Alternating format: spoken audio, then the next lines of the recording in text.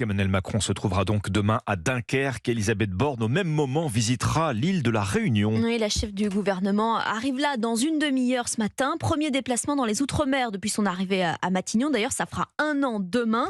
Et dans l'avion, il y a aussi 4 ministres, mais pas Gérald Darmanin, pourtant chargé officiellement des Outre-mer. Une absence qui forcément interroge. Est-ce qu'on sait pourquoi, Jacques Serret ? Eh bien pour 2 raisons. La première relève de la relation entre Gérald Darmanin et Elisabeth Borne. Ils n'ont pas du tout envie de passer du temps ensemble, explique ce conseiller qui côtoie régulièrement les deux.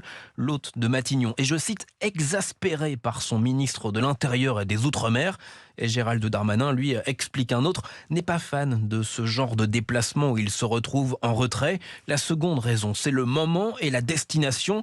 Si le ministre de l'Intérieur et des Outre-mer allait à La Réunion, il n'aurait pas eu d'autre choix que de se rendre par la même occasion à Mayotte, située à 2 heures de vol, résume un conseiller. Et Elisabeth Borne aurait dû également s'y arrêter, ce qui n'aurait donc arrangé personne au vu du flop de l'opération Wambushu, qui vise à expulser les clandestins et détruire les bidonvilles, avec le risque, ajoute ce stratège macroniste, qu'Elisabeth Borne, qui n'est pas spécialement favorable à cette opération, fasse un pas de côté. Jacques Serret du service politique d'Europe 1.